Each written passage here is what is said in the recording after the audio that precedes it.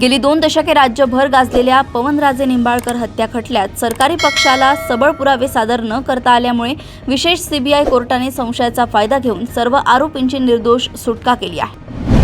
कल्याणमधील पत्री पूल भागात मेट्रोतर्फे कोणत्याही पूर्वकल्पनेशिवाय रस्ते मार्गात वाहिन्या टाकण्याचे काम हाती घेतल्याने रस्त्याचा एक भाग बंद होऊन सकाळपासून प्रचंड वाहतूक कोंडी निर्माण झाली आहे।